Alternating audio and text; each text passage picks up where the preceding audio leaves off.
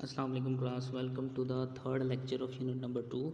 Today we are going to solve exercise, three part of exercise glossary, comprehension and vocabulary. ठीक है, let's start from glossary. सबसे पहला word है devotion. Devotion का मतलब होता है वफादारी. ठीक है बेटा, इसका सिनोनिम आप लिखेंगे लॉयल्टी. हम पहले भी लेसन में पढ़ चुके हैं.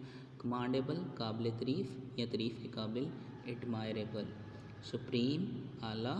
टॉप वैल्यू कदर वर्थ. नेटिव मकामी. From one's motherland. ठीक है बेटा, ग्लोसरी करनी आपके लिए नहायत ही इंपॉर्टेंट है क्योंकि फाइनल पेपर में जो मोस्ट ऑफ द सिनोनिम्स हमें आते हैं वो ग्लोसरी में से ही आते हैं. अगर हम ग्लोसरी गो थ्रू करेंगे तो हमें वो सॉल्व करने में कोई इशू नहीं होगा. नेक्स्ट बेटा कंप्रीहेंशन कहता है कि answer the following questions, मुंदरजा Zail सवालात के जवाब दें. सबसे पहला वर्ड है, कह रहा है कि how will you define patriotism. मुहब्बल वतनी की आप किस तरह से तारीफ़ करेंगे.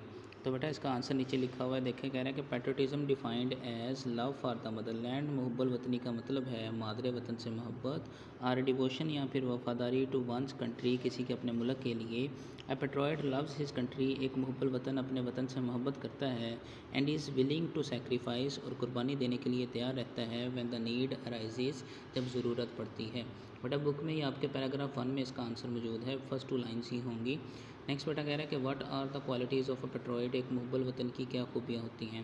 कह रहा है the quality of a patriot are sovereignty, एक मुहब्बल वतन की खूबियाँ होती हैं सालमियत, इंटीग्रिटी, हाकमियत एंड ऑनर और इज़्ज़त ऑफ द कंट्री, मुल्क की.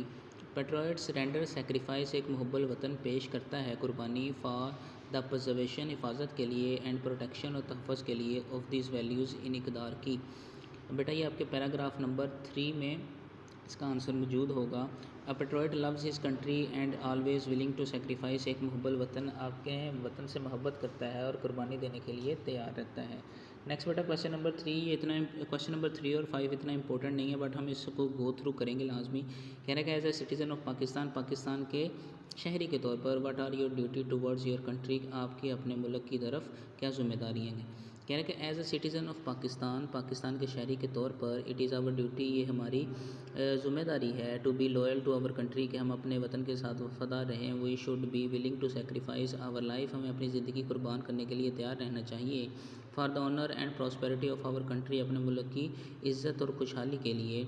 We should obeying all the city, हमें तमाम शहरों के कवानीन की पैरवी करनी चाहिए. स्टेट रियासतों की. एंड नेशनल लॉज, और कौमी कवानीन की. बेटा ये आपके लिए इतना आंसर इसका काफ़ी है. नेक्स्ट बेटा क्वेश्चन नंबर 4 कहता है कि what makes us stay alert, वो क्या चीज़ है जो हमें चौकन्ना रखती है in the wake of foreign invasion, बैरूनी हमले की सूरत में. कह रहा है कि it is the spirit of patriotism, ये मुहब्बल वतनी का जज्बा है. That makes us stay alert, जो हमें चौकन्ना रखता है in the wake of foreign invasion, बैरूनी हमले की सूरत में. इसका आंसर हमने पैराग्राफ 3 या 4 में पढ़ा था, फर्स्ट लाइन ही है. नेक्स्ट बेटा क्वेश्चन नंबर 5 कह रहा है कि हाउ वैल यू एलेबोरेट, आप किस तरह से वजाहत करेंगे.